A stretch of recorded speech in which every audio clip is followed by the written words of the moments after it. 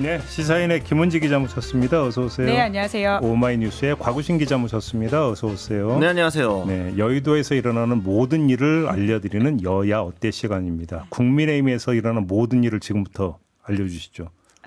제가요? 네. 너무 많은 일이 일어나서. 아니, 우리 뭐 저기 이미 다 알려진 이 얘기는 이제 뭐 생략하고 뭐 워낙 많이 나와서 기획자가 누구래요? 약간 일종의 친윤계의 어떤 생존 본능이 만들어낸 집단 지성 같은 게 있습니다. 집단 지성. 네, 그 무슨 이제 지성이라니 꼭 이제 그 스마트한 것만이 지성은 아니거든요. 이제 뭐 누구나 지성은 가지고 있으니까. 근데 어쨌든 이 친윤계들이 어쨌든 살아남기 위해서 무조건 한덕수를 내보내야 하고 한덕수를 내세우기 위한 어떤 일종의 중간 다리로서 김문수를 밀어갖고 만들었던 건데 김문수 후보가 이제 지금 더 이상 AI처럼 자동 사냥을 하는 게 아니라 내가 이제 알아서 내가 판단해서 움직일 거야. 라고 하니까 이거 갈아야겠는데 라는 게 발동을 한 거잖아요. 근데 쉽지 않은 상황에서 당연히 좀 협의가 잘 될 거라고 생각을 했는데 안 되다 보니까 이제 결국 막판에 무리수를 두면서 난 건데 비대위 내에서도 조금 이견이 있었던 것으로 들립니다. 보면은 뭐 기사 나온 걸 보면은 김용태 지금 지명자 정도만 반대라고 나옵니다. 찬성을 했다고 하는데 사실은 그 전부터 좀 기류가 있었거든요.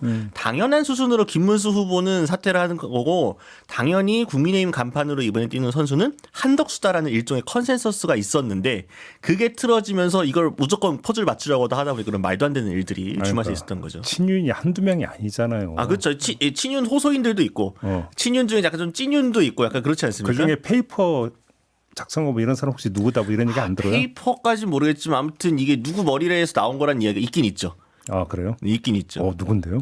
그 원래 항상 이런 일 할 때마다 이름 나오는 분 있지 않습니까? 약간 행동대장 같은 분.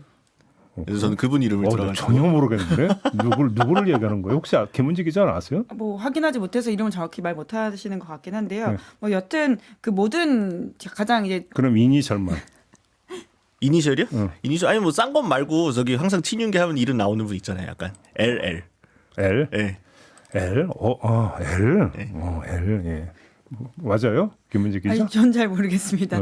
예, 아니 실제로 몰라서 모른다라는 말씀을 드리는 거고요. 뭐 여튼 이 모든 거의 뒷배에는 윤석열 전 대통령이 있다라고 하는 게 홍준표 전 후보가 폭로한 내용이잖아요. 본인이 하루아침에 얼굴을 바꿔가지고 도와주겠다고 했던 의원들이 da음날 보면 김문수 캠프에 가 있고 근데 그런 김문수조차도 당했다라는 취지의 이야기를 하고 있는 것이니까요. 거기에 윤석열 전 대통령 이름을 정확하게 박아가지고 직격을 하고 있기 때문에 이 모든 기획자에는 윤석열이라는 이름 빼놓을 수가 없죠. 그럼 Y지. 그건 L이 아니라. 여기 이제 당내에 있는 사람. 왜냐하면 윤석열 전 대통령은 의원은 아니니까. 예. 근데 저는 이 과정에서 윤 전 대통령하고 아주 긴밀하게 소통한 것 같지는 않더라고요. 뭔가 큰 그림에서 뭔가 있었던 것 같기는 한데, 그러니까 이게 좀 정교함도 떨어지고 이 지금 국민의힘이 쿠데타 실패 전문 정당이 되지 않았습니까? 약간 그래서 밖으로도 실패하고 안으로도 실패하고 있는데 보면은 어설프다는 점에서 아무튼 그렇습니다. 아니 근데 쌍권, 권영세, 권성동 두 사람 오면은 산전수전 다 겪은 사람들 아닙니까? 그렇게 봐야 되는 거죠. 네? 긍정적이든 부정적이든. 그렇죠. 네. 그러면 그러니까 두 쌍권이 동시에 잘못 읽은 거잖아요. 오판한 거잖아요. 어느 지점에서 어떻게 오판할 수 있었을까요? 아니 제일 큰 거는 이렇게 해도 당원 투표에서 가결되겠지라고 생각하기 제일 큰 오판인 역시 거죠. 그거잖아요. 오판 그렇죠. 지점은. 네. 네. 그러니까 당원기를 전혀 못 읽었다는 얘기가 되는 거죠.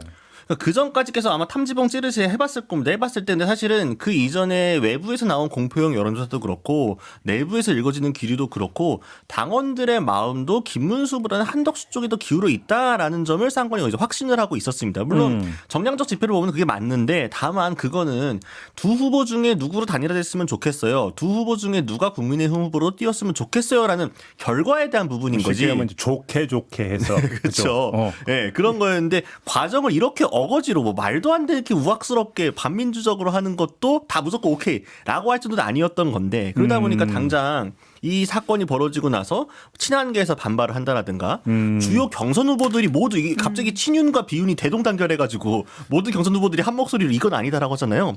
그 후보들이 다 지역 당협이든 지지층이든 지분을 갖고 있는 사람들입니다. 그러니까 그 사람들이 협조를 안 해주는데 당원 투표에서 무난하게 통과할 거다. 이거 자체가 발상이 틀려먹은 거죠. 그러니까 당원을 우습게 여긴 거죠. 자기가 이렇게 하라고 하면 이렇게 하는 존재로 거수기 정도로 이해하고 있었다라고 하는 것이 저는 이번 쿠데타 여러 가지 국면들을 지나오면서 보였던 동시적인 장면이라고 생각을 하는데요. 한국사 엘리트 수준은 너무 낮고 그리고는 일반 민도는 되게 높다. 그러니까 결국은 민도가 높은 사람들이 아무리 한덕수가 단일화가 돼야 된다는 지지가 높았다고 하더라도 이런 방식은 아니다라고 하는 것이 결국은 주말 사이에 일어났던 당심이라고 봐야 될 것 같거든요. 네. 그러니까 민심만이 아니라 당심도 결국 민심에 수렴할 수밖에 없고요.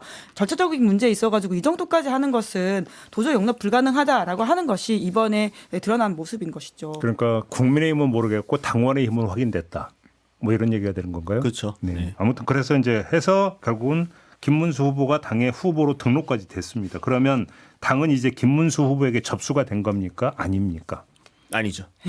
왜 또 아닙니까? 왜냐하면은 얘기하지만 지금은 당장 선거를 뛰어야 되니까 같이 이제 화합하는 모양새도 만들고 김문수 후보도 큰절하고 권성동 원내대표도 뭐 이제 우여곡절은 다 치워두고 갑시다라고 해서 대구도 내려가고 같이 손도 잡고 퍼포먼스는 하지 않습니까? 하지만 제가 저번에도 말씀드렸죠. LG의 이제 심수창 조인서 두 선수가 이제 이 껴안고 이렇게 했던 그것과 사진이 비슷한 것처럼 그냥 겉포장에 당장에 지금 이 선거를 앞두고 이렇게 설기게 엉겨 붙은 것뿐이고.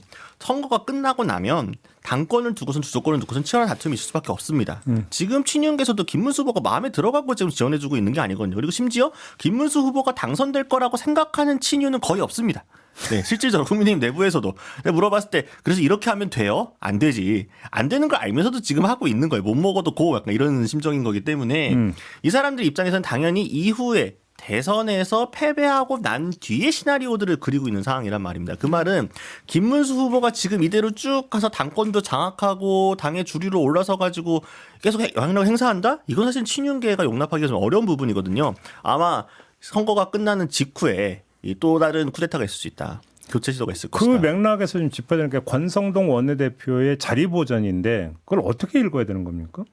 네, 우선 여러 가지 서로의 이해관계가 맞닿아 있는 모습으로 보이긴 하는데요. 우선 뭐 김문수 후보가 당무 우선권 가지고 있기 때문에 마음 먹었으면 나가라고 할 수 있는 상황이었을 겁니다. 근데 그렇게까지 이제 확장을 하기에는 지금의 남아있는 선거 기간이 너무 짧고 그리고는 보수 유권자들이라도 뭉쳐가지고는 어느 정도 득표를 해야 된다라고 하는 과제가 있는 게 사실이거든요. 친윤의 협조가 필요했다라는 예, 거고. 그러니까 전략적 제휴라고 하는 걸 텐데요. 뭐 좋게 말하면 5월 동주일 것이고 하지만 사실 전형적인 정치인들이 앞에서 웃고 뒤에서 칼 찌르고 있는 모습이라고 하는 게 아까 곽우신 기자가 설명해 줬던 딱 그 장면일 것으로 보이는데요.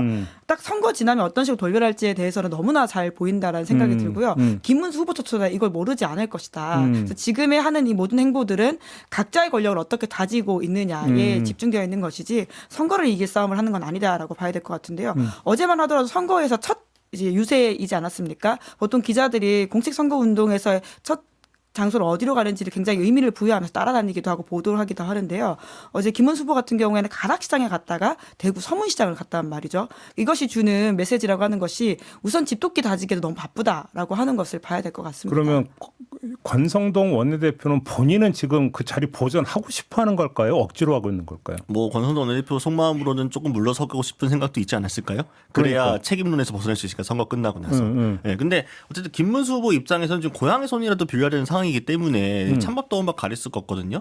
뭐 몇몇 언론에서는 김문수 후보가 뭐 국민의힘의 주류다라는 식으로 얘기도 하는데 사실은 좀 잘못된 표현이고 김문수 후보는 몇 년 전까지만 하더라도 아스팔트에서 같이 우리 정광훈 목사와 함께 머리도 깎고 뭐 하고 열심히 뭐 빨갱이 척살 뭐 이런 얘기 이상한 말 하시던 분인 거잖아요.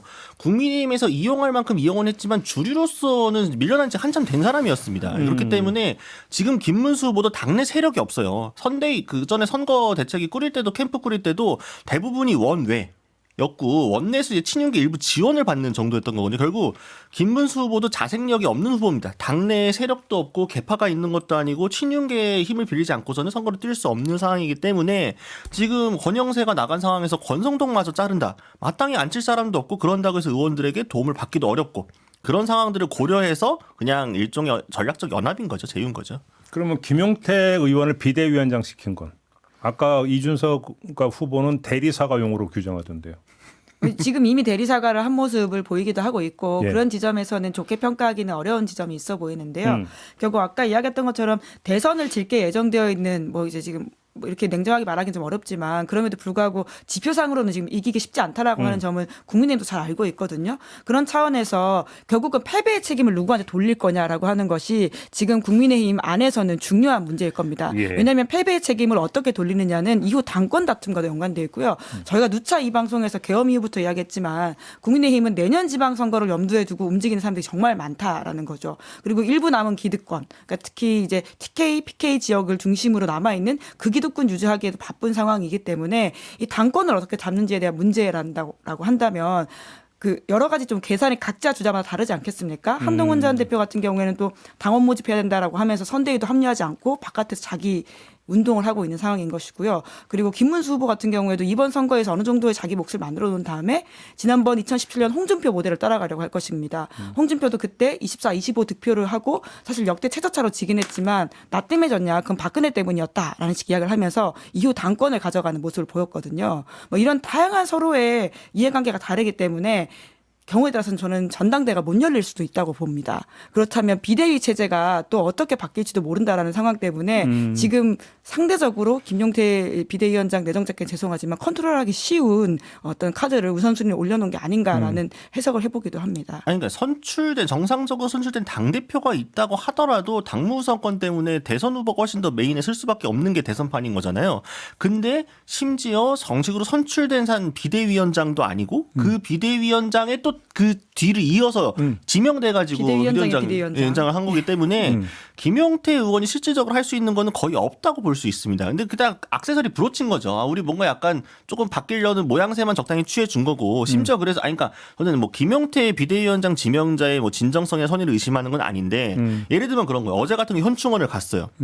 아니 뭐 최상병 같이 하면 좋잖아요. 뭐 추경호 때도 한 적도 있고 안 하는 게 더 이상한 건데 김용태만 하고 김문수는 안 해요. 그러고 나서 변명을 하는 게 뭐 다 할 수가 없어서 이상한 이야기를 하고 있고 그리고 어제 같은 경우 사과 같은 것도 계엄에 대해서 김용태 지명자는 딱 일성이 계엄에 대해서 사과 드린다라고 하고 가는데 김문수 후보 어제 대구 백브리핑에서도 약간 내가 어떻게 할지는 김용태 위원장과 상의해야 되고 나 그리고 채널A와 인터뷰에서도 죄송하다고 하긴 했지만 그 죄송하다는 맥락을 보게 되면 계엄이 위헌 위법해서 미안하다가 아니고 계엄 때문에 약간 뭐 상공인들 뭐 국민들 좀 경제적 어려우신 거가 죄송하다 이런 식으로 피해가고 있단 말이죠. 그 말은 그냥 총알바지로 내세운 거예요. 보수에서도 하기 힘들고 싫은 것들은 그냥 초선에 가장 젊은 사람 비대위원장 앉혀가지고 적당히 써먹는 거고 제 생각에는 그냥 이번 선거 끝나고 나면 바로 팽당할 수도 있다. 김용태 위원장. 그러면 왜 맡았어요, 김용태 의원은? 근데 또 김용태 지명자 입장에서는 안 할 도리가 있습니까? 안 한다고 하면 되지 뭐.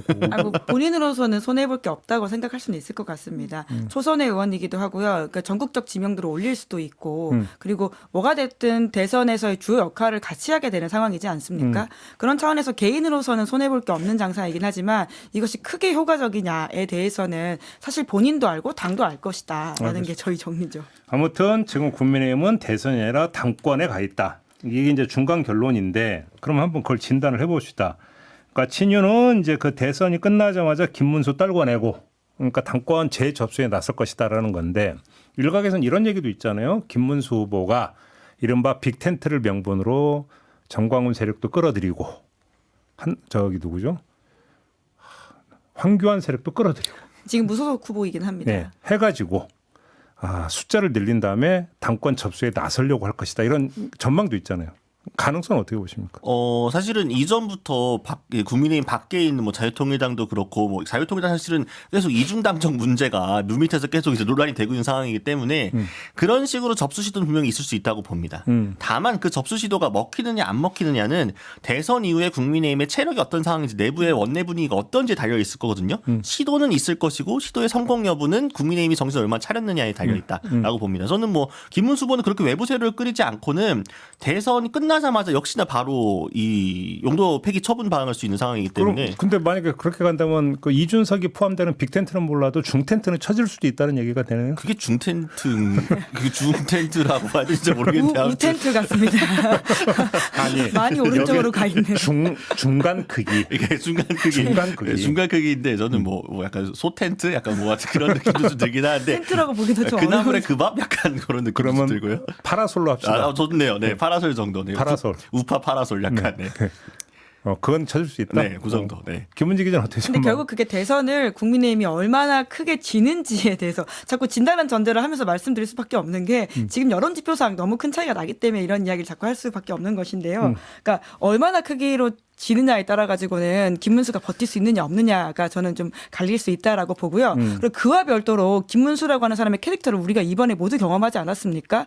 친윤에서 이제 한동훈은 좀 안 될 것 같으니까 좀 상대적으로 쉬워 보이는 김문수를 데리고 왔을 때 한덕수와 단일화를 할 것이다. 그렇게 해서 짱 시나리오를 내 가지고는 대선 레이스를 해보면 뭔가 좀 될 수 있을 거다라고 하는 기대감을 가지고 지난주에 일주일이 지금 엄청난 해프닝이 벌어지지 않았습니까? 그러니까 김문수를 몰라도 너무 몰랐다라고 하는 지점 때문에 지금 친윤은 아마 그런 시나리오를 가지고 있을 겁니다. 선거가 끝나고 나서는 그 선거 패배의 책임을 뒤집어 씌우고 그리고 나서는 김문수와 관련되어 있는 여러 가지 문제점들을 드러냄으로써 당을 비대위 체제로 계속 끌고 가겠다라고 하는 것일 텐데요. 정말 냉정히 말하면 당권 주자 내기도 어려운 상황이라고 봅니다. 그래요? 그런 차원에서는 예, 뭐 이렇게 계획이 있을 수 있다. 누구나 열어보기 전까지. 하지만 그 계획이 과연 작동할 수 있느냐에 대해서는 그렇죠. 김문수를 쉽게 보면 안 된다라고 하는 게 이번 결론일 것 같습니다. 한동훈 전 대표가 당권을 재접수에 나서려고 하지 않겠습니까? 그렇죠. 가능성은 어떻게 보십니까? 이전보다 높죠. 오히려? 예. 그러니까 왜냐하면 대선에서는 어쨌든 국민의힘이 패배가 명확하나한데 지금 김문수 후보가 하는 방향으로 보게 되면은 크게 지는 방향으로 계속 가고 있거든요. 예. 그러니까 또 약간 이제 집토끼만 지키는 방향으로 간다는 건 이제 크게 진다는 얘기니까 크게 지고 나게 되면 책임론이 불거질 수밖에 없고 그러면은 사실은 지금은 지지자들도 당장 선거를 치러야 되니까 이 쌍권에 대한 책임론이나 이런 것들에 대해서 뭐 친윤계 책임론에 대해서 약간 좀 절제하고 있는 편이지만 선거가 끝나면 이 책임론이 크게 불거질 수밖에 없습니다. 그럼 그 경랑 속에서 지금 한동훈 전 대표가 왜 이번에 선거에 깊이 개입하지 않으려고 거리를 두고 있겠습니까? 그건 뭐냐면은 책임론에서 조금 거리를 둔 다음에 이후에 복귀 시나리오를 그리고 있는 거거든요. 이미 한동훈계는 다시 한번 당권을 잡으려고 노력을 할 것이고 그때 당원들의 목소리는 친윤계를 극복해야 된다는 쪽으로 소리를 갈 수도 있다. 그렇기 때문에 마치 지난번 윤 전 대통령이 막 이렇게 탄압했음에도 불구하고 꽤 큰 차를 이겼던 그 전 전당대회 때 분위기가 다시 한번 살아날 수도 있다. 물론 이제 한동훈계 약간 위시풀 띵킹도 들어가 있는 전망이긴 합니다. 근데 그렇게 놓고 본다면 전선이 이렇게 쳐지는 건데요. 대선 직후에 바로 전당대회를 거쳐서 당대표를 선출할 것이냐 그렇게 가면 안 되니까 비대위로 가자 이렇게 나올 것이냐 이 싸움이네요 결국. 네, 그러니까 말씀드렸던 것처럼 결과적으로 한동훈계가 당을 새롭게 이제 가져갈 가능성이 있다라고 본다면 저는 친윤계가 전당대회 안 열고 계속 비상 상황이라고 하는 핑계를 대면서 비대위 체제를 오래 끌고 갈 가능성도 있다고 봅니다. 그러니까요. 이제까지 사실 그래왔던 모습들이었고요. 지금 국민의힘에서는 그 모습이 전혀 낯설지 않기 때문에 그렇게 놓고 본다면 권성동 원내대표가 원내대표직을 버리지 않은 이유가 여기서 나오는 거죠. 왜 그러냐면 대선이 끝나는 순간에 대선 후보는 자격은 이제 상실되는 거고 그러면 결국은 당 대표를 겸하는 거 원내 대표가 되는 거잖아요. 이 포석이잖아요. 그럼. 지금도 권한 대행이니까 사실상. 그러니까요. 네. 정리하면 그렇게 되는 거죠. 그러니까 원내 대표직을 버리지 않은 이유는 거기에 있는 거죠. 비대위원장 후보도 지명할 수 있죠. 그러니까요. 네. 바로 그걸 놓고 그래서 순간의 굴욕은 참겠다. 뭐 이런 거 아닌가요? 권성동 원내대표는? 근데 이제 김문수 후보가 생각보다 만만치 않는 사람이라는 게 이번에 드러나지 않았습니까? 네. 이 정도의 계획을 김문수 후보 쪽에서 과연 모르고 있을까에 대해서도 한번 대선 이후가 더 수렁일 가능성 그리고 더 어떤 집안 싸움이 크게 벌어질 가능성에 대해서는 사실 잘 되면 다 좋거든요. 근데 안 되면 그때부터 서로가 싸우기 시작합니다. 그러면서 그 아주 작은 걸 가지고 싸우기 시작하는 싸움이라고 하는 게 얼마나 좀 치열하고 치졸하고 더 바닥인지는 좀 지나보면 알겠죠. 이렇게 그림을 그려놓고 보면 지금 숨은 그림이 김문수 후보가 이제 그 박대출 의원을 사무총장으로 임명을 하지 않았습니까? 그 인사는 뭐냐 이것도 좀 봐야 되는 거 아닌가요, 사실은? 근데 박대출 의원하고 김문수 후보를 친했나요? 물론 이제 그 예전에 삭발하고 뭐 이런 것들 성향들을 보게 되면은 비슷한 그 교집합이 없는 건 아니거든요. 다만 근데 그 뭔가 활동했던 시기라든가 원내 이런 것들 그려보면 또 접점이 많은 인물도 아닙니다. 네. 뭐 여러 가지 정치적 고려가 있었겠죠. 그렇다고 뭐 저기 그 뭐 단일화 과정에서 그 뭐 파동을 겪을 때 박대출 의원이 뭐 전면에 나서고 김문수 보위에 나선 것도 아니잖아요. 그렇죠? 그 맥락이 뭔지 저는 오히려 이제 그게 더 이제 궁금하던데. 박대출 의원이 사무총장이야? 왜? 뭐 이 생각이 좀 들었었거든요.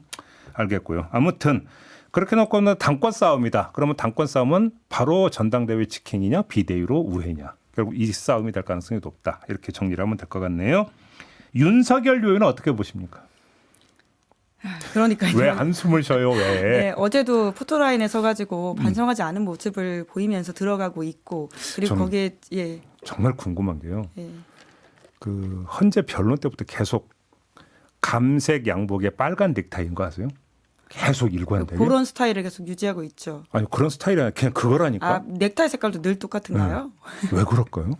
아니 빨간 넥타이는 혹시 상징성이 그것도 있는 거고. 혹시 그게 길하다고 생각하는 거예요?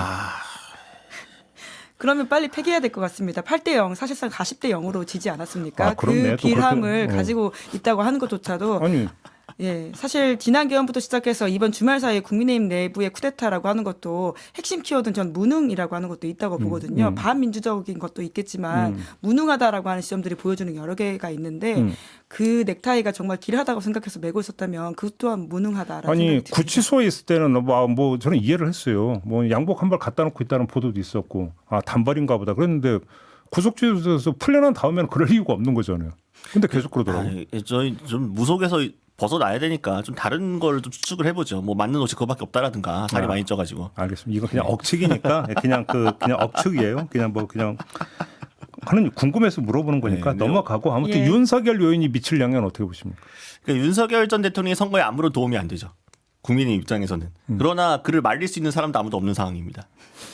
아니면 말릴 수가 없잖아요. 그렇죠. 아니, 그러니까 표현의 자유를 구가한다는데 어떻게 말려요 그거를? 그러니까 뭐 탈당을 시킨 것도 아니야, 뭐 제명 조치를 하는 것도 아니야, 뭐 메시지를 세게 낼 수도 없어. 지금 뭐 이런저런 상황에 몰려 있는 거잖아요. 그러니까 계속 이제 국민의힘이 처한 딜레마인 건데 국민의힘이 지금 여유가 없는 상황이고 집도끼 하나하나 잡는 거로 지금 표를 다 잡아야 되는 상황이기 때문에 만약에 윤 전 대통령과 척을 지게 되면은 그 윤 전 대통령 지지자들마저 떨어져 나갈까봐, 저 밖에 있는 또 저기 뭐 자유통일당이나 그런 쪽을 지지하게 될까봐 지금 걱정이 돼가지고 이런저런 못 하고 있는 상황인 거거든요.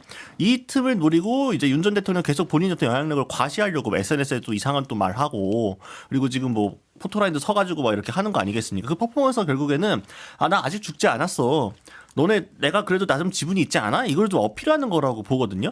여기서 네. 죄송한데 또 한번 새길 계산책은 왜 있는지 혹시 나중에라도 나온 얘기 있어요? 걔는 원래 산책을 해야 됩니다. 아니 한 마리만 데리고 나갔으니까 하는 얘기잖아요. 왜 그 먼 데까지 집 앞도 아니고 혹시 얘기 나온 거 없었나요? 의외로 가깝다는 말이 있던데 정확하게 모르겠네요. 네.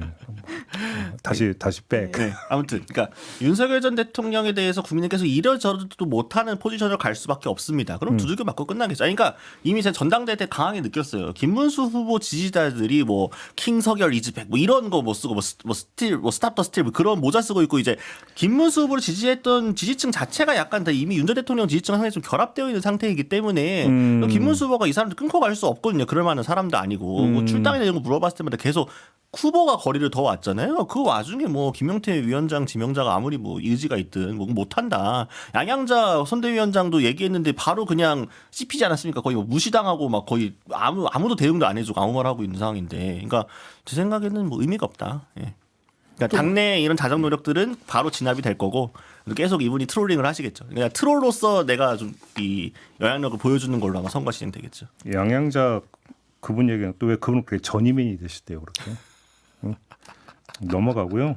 철새는 원래. 근데 그 결국 지기현 부장판사한테 달려 있다라는 생각이 들기도 하는데요. 지기현 부장판사한테 윤석열 전 대통령을 재구속시킬 수 있는 권한이 있습니다. 오히려 국민의힘에서는 이걸 원할 겁니다. 입을 좀 닫게 하는 상황에서, 원한다고? 예, 그러니까 지금 뭘 해도 도움이 안 되는 상황이라고 하는 것을 아까 가구신 기자가 잘 지적해주지 않았습니까? 심지어 그 내용이 있고 나서 주말 사이에 사실상 뭐 김문수 후보 말에 따르면 쿠데타인 것이죠. 그런 걸 겪고 나서 윤석열 전 대통령이 페이스북에다가 국민의힘의 건강을 보여줬다 이런 식의 주장을 하면서 맞아요. 심지어는 거기에 틀린 내용도 있습니다. 김문수 후보 지지자한테 위로를 보낸다라는 식의 내용이 있거든요.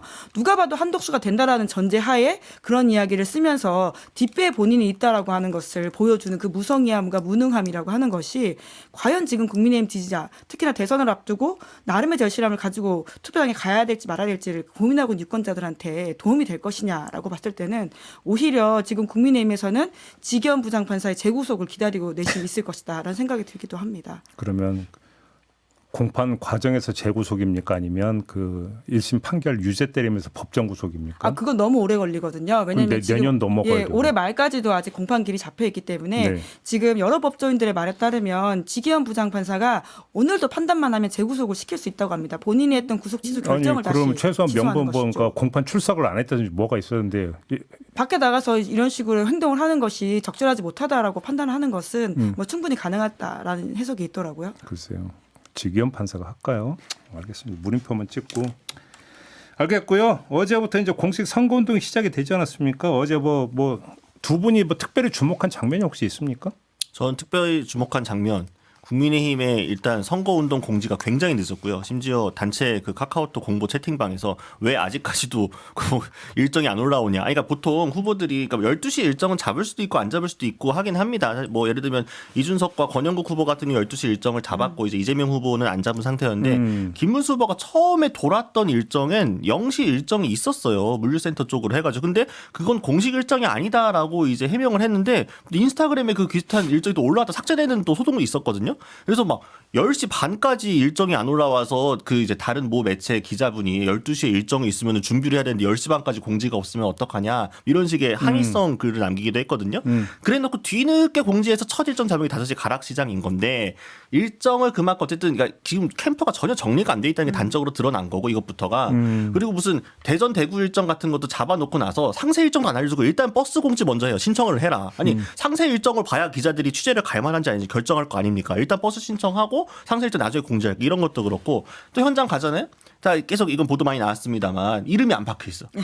이 미리 준비해가지고 프린팅을 했어야 되는데 후보 가리하고 뭐 하면서 지금 못한 거잖아요. 이 상황 때문에. 그래서 김문수 후보 이름 없이 2번하고 빨간색만 입은 점퍼를 입고 한동안 돌아다니는 총국이 벌어진 것. 그리고 지금 각 지금 지역들에 제대로 지금 뭐 현수막이든 뭐든 준비가 안 된 상태이기 때문에 아주 뭐 정신이 하나도 없다. 김문수 후보 원래 퍼스트 임팩트 딱 주면서 이렇게 쭉 끌고 가는 힘이 있어야 되는데 초반부터 너무 약간 좀 매가리가 없다. 좀 그런 것들이 좀 웃겼습니다. 김은지 기자는. 저도 이런 데선 처음 봅니다. 말씀하셨던 그 장면 이야기하려고 했었는데요.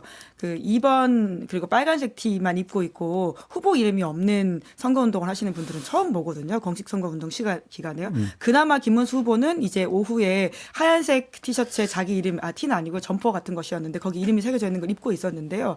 그러니까 후보 없는 선거운동이라고 하는 것이 이번 선거를 굉장히 잘 보여준다라는 생각이 들고요. 뿐만 아니라 권성동 원내대표가 어제 대구 서문시장 같이 갔었습니다. 그런데 나와 그 보도된 영상들을 보면 권성동 원내대표가 단상에 오르자마자 굉장한 야유와 나가라라고 하는 식의 이제 속된 말들이 나왔었고요. 심지어는 이재명이 차라리 낫다. 뭐 이런 식의 이야기를 하는 지지자들이 있었다라고 해요. 이것이 딱 보여주는 심지어 대구 서문시장이라고 하는 보수의 심장에서 나타난 이 모습이라고 하는 게 아마 남은 20일 기간 동안에 그 국민의힘의 난항을 그대로 보여주는 게 아닌가라는 생각이 듭니다. 알겠습니다. 김문수 후보가 최종 후보로 등록될지는 꿈에도 몰랐나 보죠. 뭐.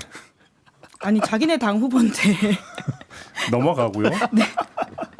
근데 이번 대선의 또 하나의 특징은 공약이 전혀 부상이 안 되는 대선 아닙니까? 물론 이제 시작이긴 합니다만. 그죠? 네, 그렇죠. 뭐 어쨌든 큰 틀의 프레임들이 일단 기본적으로 있는 상황이에요. 그러니까 지금 시민분들이나 국민분들의 많은 분들이 열망이라고 하는 것도 윤석열 잔당 세력을 어떻게 정리할 거냐, 내란 어떻게 진압할 거냐, 우리가 어떻게 그 다음 스텝으로 나갈 것인가에 대한 문제가 있다 보니까 마치 이제 문재인 전 대통령 당선될 때도 적폐청산이라고 하는 박근혜를 어떻게 극복할 것인가가 주요 테마다 보니까 다른 이슈들이 좀 상대적으로 덜 부각되는 게 있었는데 그때랑 좀 비슷하다고 봅니다. 그게 워낙 좀 중요한 게 있다 보니까 다만 이제 또 바꿔서 얘기를 하게 되면은 그렇게 해서 탄생시킨 문재인 정부가 그만큼 그걸 어떻게 보면은 진보라든가 시민단체라든가 사회의 어떤 여러 가지 소수자들의 이야기를 잘 보장을 했는가 일단 물음표가 찍혀있기 때문에 또 그에 대한 또 반발들이 또 분명히 있는 상황이거든요. 저는 지금이야 당장 국민이 너무 한심하고 어제 이준석 후보 인터뷰했는데 이준석 후보는 그 TV 토론 준비하면서 김문수 후보 정책이 뭔지 몰라갖고 TV 토론 준비를 못 하고 있다 뭐 이런 식으로까지 얘기를 하더라고요. 지금 10대 공약도 되게 어설프게 나온 상황이거든요. 그렇지만 결국엔 TV 토론 같은 미디어 이벤트가 있고 앞으로 이제 전개가 되면 될수록 한두 가지 정도의 정책들은 부각될 수밖에 없고 약간 시그니처 정책이라는 게 있을 수밖에 없거든요. 이 후보를 대표하는 그런 식의 대결은 있을 수 있다. 그래서 조금 더 정책을 발굴하기 위해 언론도 조금 노력해야 되지 않을까 싶습니다. 네. 특히나 이제 젠더 이슈와 관련해서는 이번 정책에서 너무 안 보인다라고 한 지적들이 꽤 있거든요. 있던데 여가부 폐지 나왔던데. 그건 젠더 정책이라고 하기 어려운 것 같습니다. 다른 의미의 갈라치기라고 할 수 있는 것 같고요. 네. 그러니까 물론 광장의 몫이라고 하는 게 모두의 몫이기도 했고 다 같이 이룬 것이긴 하지만 또 그 안에서의 청년 여성들의 몫이 그리고 또 어떤 젠더적인 그리고 성평등적인 요소들이 분명히 있었음에도 불구하고 그런 것들을 사실 거대 당에서도 전혀 다루지 않고 있다라고 하는 거는 지난 2022년 심지어 17년과도 굉장히 대비되는 모습인 것 같습니다. 네, 알겠습니다. 오늘 이야기는 좀 이렇게 정리를 할까요? 네, 두 분 말씀 잘 들었고요. 저도 함께 물러가겠습니다. 고생하셨습니다. 네, 감사합니다. 감사합니다.